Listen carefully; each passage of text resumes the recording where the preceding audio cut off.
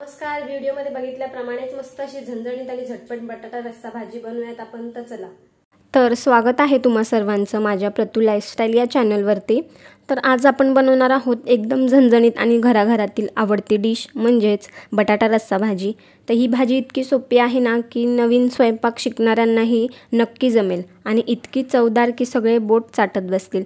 तर घरात काही नसेल ना भाजीला तर 2 बटाटे जरी असेल ना तर 3-4 जण आरामात ही भाजी खाऊ शकतात.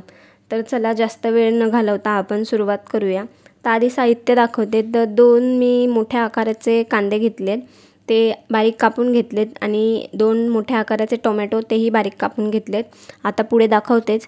तर सर्वात आधी कढई गरम करून घ्यायची आहे. मग त्यामध्ये मी 3 टेबलस्पून तेल घालून घेतले. त्यानंतर तेलाला चांगलं गरम होऊ द्यायचं आहे. तेल छान गरम झालं की त्यामध्ये अर्धा चमचा मोहरी टाकायची आहे आणि मोहरीला चांगलं तडतडू द्यायचं आहे. त्यानंतर अर्धा चमचा जिरे टाकायचे आहेत, त्यालाही चांगलं तडतडू द्यायचं आहे. आणि एक मी मोठा कढीपत्त्याची कांडी टाकलेली आहे, ती छान मस्त तडतडू दिली आहे. आणि 2 मी मोठ्या आकाराचे कांदे बारीक चॉप करून घेतलेले ते टाकून घ्यायचे आहेत आणि चांगलं त्याला हलका ब्राऊन करून घ्यायचं आहे. जास्त कांदा भाजायचा नाही आहे, ते दाखवतेच मी तुम्हाला पुढे. तर त्यानंतर वरनंच मी मिरची टाकून घेतली आहे. 2 मिरची मी घेतली आहे. तुमच्या आवडीनुसार तुम्ही तिखट कमी घेऊ शकता. तर चांगलं असं परतवून घ्यायचं आहे आणि कलर फक्त थोडासा ब्राऊन करायचा आहे, जास्त मी भाजत नाही आहे, नाहीतर खूप गोड गोड असं लागतं. त्यामध्ये थोडंसं मीठ टाकून मी परतवून घेणार आहे.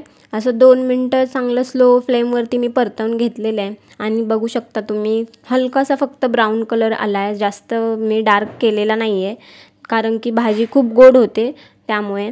तर कापलेले मी 2 बारीक टोमॅटो घेतलेत, तेही मी त्यामध्ये टाकून घेतलेत. आणि मीठ तर आपण ऑलरेडी टाकलेलं आहे, तर मीठ टाकायची पुन्हा गरज नाही आहे. तर चांगलं मी तेलामध्ये त्याला 1 मिनटं परतवून घेतलं आहे आणि 2 मिनटासाठी मी मंद आचेवर त्याला झाकून ठेवलं. तर बघू शकता तुम्ही मंद आचेवर झाकून ठेवल्यामुळे टोमॅटो चांगले मऊ झालेले आहेत. तर त्यानंतर मी 1 चमचा त्यामध्ये घरगुती बनवलेला अद्रक लसूणची पेस्ट घालून घेणार आहे आणि त्याला फक्त अर्धा मिनटं मी परतवून घेणार आहे. पेस्ट कधी पण ना टोमॅटो वगैरे शिजल्यावरच घालायची, आधी घालू नये. तर त्यानंतर आता चला मसाले घालून घेऊयात. तर अर्धा चमचा मी इथे हळद टाकली आहे आणि तिखटनुसार मी इथे 2 चमचे लाल तिखट घालून घेतला आहे. हा कलरवाला आहे म्हणजेच काश्मीरी लाल मिरची पावडर आहे. आणि थोडीशी धनेपूड टाकून त्याला छान असं मसाले शिजूपर्यंत म्हणजे अर्धा मिनटं मी छान त्याला परतवून घेतलं आहे. त्यानंतर आता या फोडणीला चांगलं मॅश करून घ्यायचं अशा प्रकारे, म्हणजे छान अशी ग्रेव्ही टाईप तयार होईल ते. आणि त्यानंतर फक्त अर्धा 1 मिनटं झाकून ठेवायचं, म्हणजेच मस्त असं तेल सुटतं ग्रेव्हीला. मग आता आपण बारीक चॉप केलेले बटाटे घालून घेऊयात.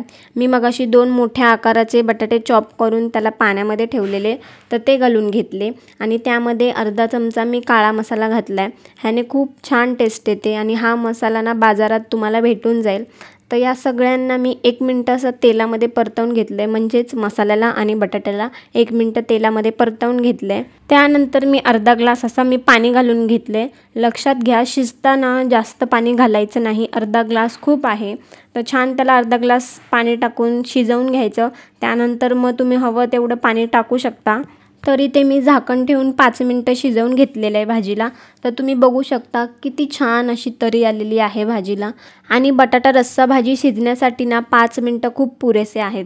अगदी घरात काही नसेल ना भाजीला तर 10 मिनटात अगदी तयार होणारी ही भाजी आहे.